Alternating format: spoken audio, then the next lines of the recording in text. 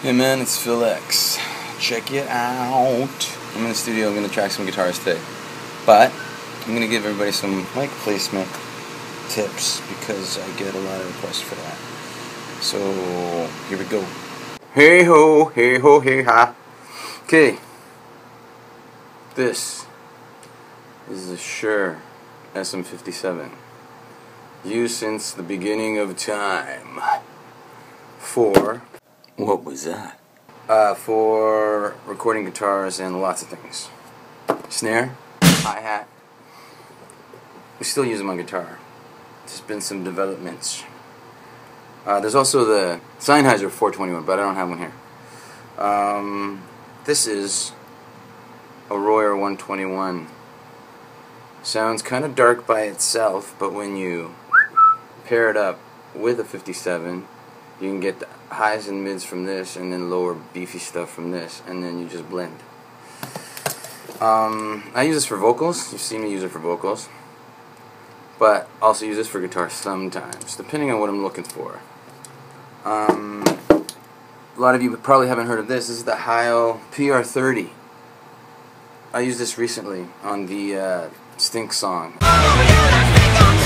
and a lot of people were like, "Hey, I love that tone," which was my 76 Marshall 100 watt and my Marshall 412 with 75 watt speakers, and this, the mic that you've never heard of.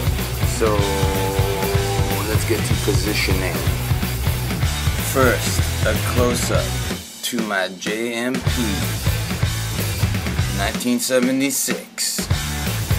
Those holes don't do anything. I had a mod once, took it out. So the amp is stock. Except for the front. I have the front in storage. That's a barbecue grill from my dad's shed that I stole. Well, it's not stealing if it's your dad, right? So that. I took that on because the amp was getting really hot. Because the transformer, it reads really hot compared to other amps. So it was getting really hot. I use the word hot in two different ways there. One for heat and one for heat.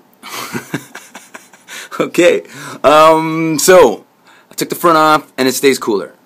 This is the 412 cabinet, Marshall JCM 900 1960 series. This has 75 watt speakers in it, which I like.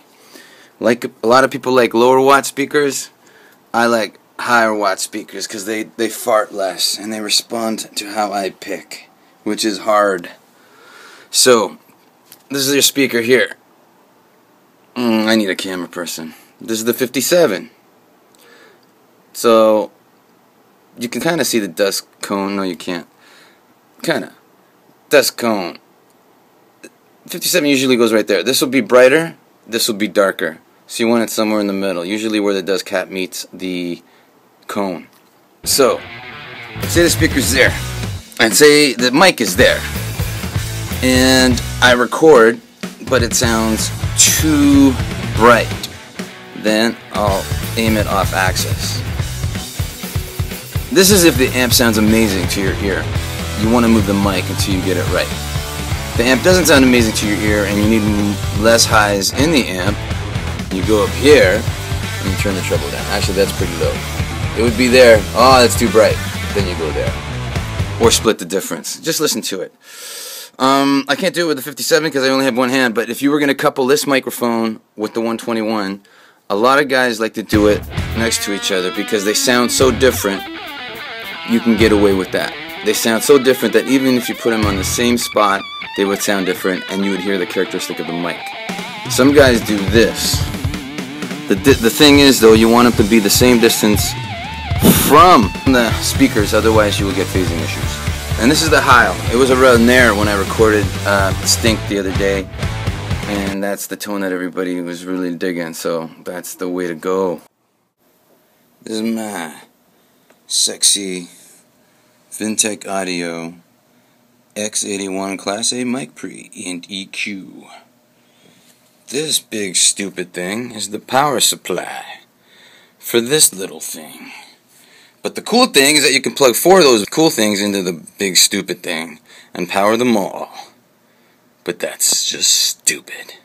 So in closing, it's all in the hands.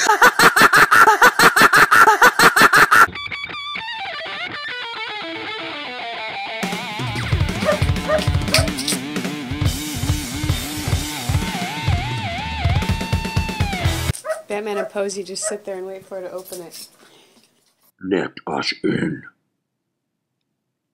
Fine, I got it.